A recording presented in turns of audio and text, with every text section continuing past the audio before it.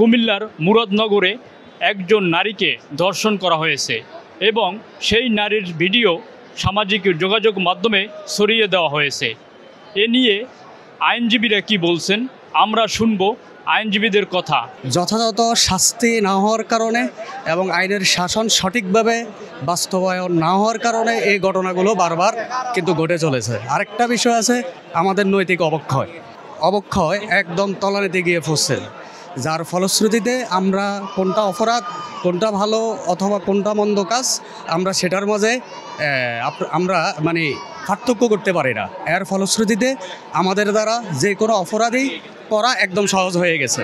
তবে আমি যেটা মনে করি সেটা হলো যে এই অবস্থা থেকে পরিত্রাণ পাওয়ার জন্য আপনার ওই গুলিস্তান মোড়ে অথবা আপনার বাইতুল মোকাররমের সামনে দুই একটি ঘটনার যদি জলজ্যান্ত এবং সরাসরি যদি বিচার করা হইতো তাহলে এ ধরনের ঘটনা একদম তলানিতে আসতো। যেমন আমরা যদি ইসলামী প্রজাতন্ত্র ইরানের দিকে তাকাই, আমরা যদি সৌদি আরবের দিকে তাকাই, আমরা যদি আফগানিস্তানের দিকে তাকাই যেখানে শরিয়া আইন পরিপূর্ণভাবে কার্যকর আছে, সেখানে কিন্তু দর্শন একদম আপনি ধরে নিতে পারেন যে একদম তলানিতে। যে কুমিল্লার মুরাদনগরে কালকে ধর্ষিত হলো, আমরা সামাজিক যোগাযোগ মাধ্যমে দেখে আমরা একজন রাষ্ট্রের আইনজীবী হিসেবে এবং আমি বাংলাদেশের একজন সাধারণ নাগরিক হিসেবে আমরা খুব ব্যথিত হয়েছি। আমরা এবং লজ্জিত যে আমাদের এই স্বাধীন বাংলাদেশে এরকম ঘরের দরজা ভেঙে এরকম একজন নারীকে ধর্ষিত হতে হবে। আপনার 9(1) নারী শিশু আইনে 9(1) আপনাদের বলাই আছে, যদি কোনো ব্যক্তি কোনো মেয়েকে যদি ধর্ষণ করে তাকে যদি রেড হ্যান্ডে ধরা হয় তাহলে তাকে এই বিচারের সম্মুখীন এনে এবং সুষ্ঠু তদন্ত করে তার যেন সর্বোচ্চ শাস্তি আপনার দেওয়া হয়। আপনারা আরও জানেন যে আমরা যদি আমাদের এই আইনে আরও বলা আছে যে দ্রুত বিচারের স্পিডি ট্রায়ালের একটা বিধান আছে।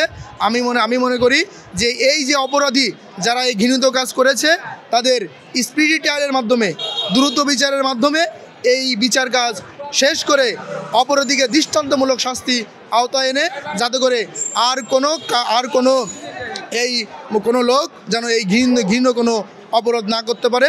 গত 9 মাসে আপনারা দেখেছেন যে বাংলাদেশে চুরি, ডাকাতি, খুন খারাপি এবং বিশেষ করে এই যে আপনারা গতকালও একটা দেখেছেন যে কুমিল্লার মুরাদনগরে একজন মাইনরিটি এবং তাকে কিভাবে দর্শন করা হয়েছে এবং সেই বিবেককে দাঁড়িয়ে দিয়েছে এবং দেশের মানুষের যে বিশ্ব বিবেককে নাড়িয়ে দিয়েছেন যে এইভাবে বিবস্ত্র করে একজন নারীকে দর্শন করতে পারে, সে পাশবিকভাবে নির্যাতন করা হয়েছিল।